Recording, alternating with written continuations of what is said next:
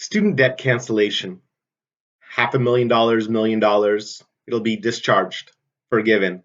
Don't have to repay it back. But hey, don't get too excited. This video is actually only for about 15 to 20% of the people watching it, because we're going to use a technique to actually get rid of all your student loans, whether you have 50,000, 100,000, doesn't matter. 2 loans, 15 loans, 8 loans, 1 loan, doesn't matter. But hey, this video is not for everybody, like I said. So let's get started. Now, there's a website here. It's called Nelnet. And of course, they have a section under forgiveness, cancellation, and discharge. And don't get too excited, because no, you cannot get rid, in most cases, of your student loans in bankruptcy. So what else do we have here? We have borrower defense to repayment. That means that if you were misled by your school, you could get your student loans evaporated. If your school closed, you can get your student loans evaporated.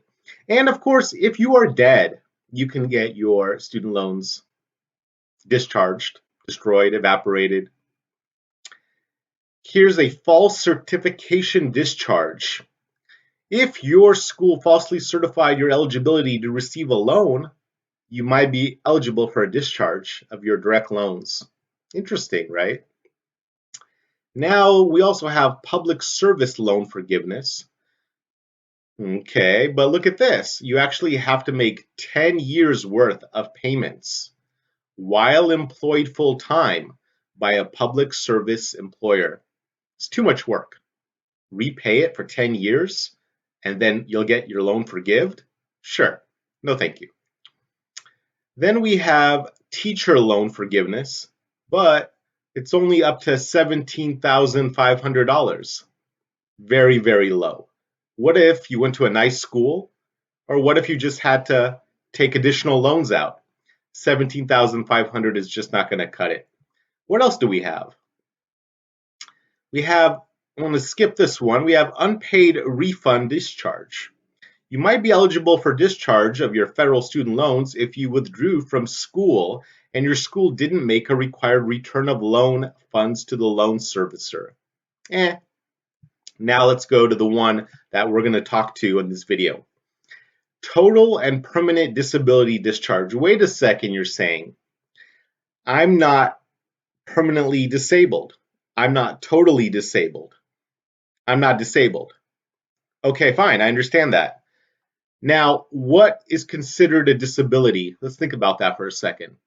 A disability is whatever your doctor says it is, okay? Your disability is whatever your doctor says it is. Now, let's go to the form. You guys ready for this? Here it is. Discharge application, total and permanent disability. Now, this is a 8-page form, but there's actually only 2 pages that matter. The 2 pages that matter are incredibly easy, all right? Now let's go to these 2 pages. We have here basic information, then are you receiving government benefits, and your signature and your date. That is it for the first page. Now let's go to the second page. Physician's certification. If a physician believes that you are permanently disabled, you will say goodbye to your student loans, never to see them again. Now, what counts as a disability? And you can talk to this with your physician. Now, listen to this. Do you have major depression? Does that count as a permanent disability? Have you had it a long time? Talk to your doctor. Now, let me ask you this. Bipolar, that's a serious one. A lot of people have that one. I'm talking about mental disabilities right now.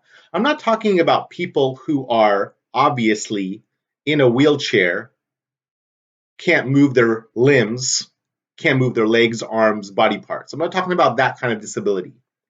I'm talking about a disability that you're bipolar, have anxiety, anxiety that's been with you, general anxiety, specific anxiety.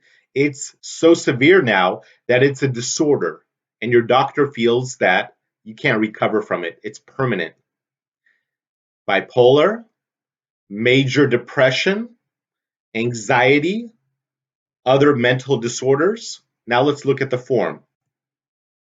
Your physician will put your name, what activities you can do, and look right here, this area that I'm highlighting, mental impairment, okay?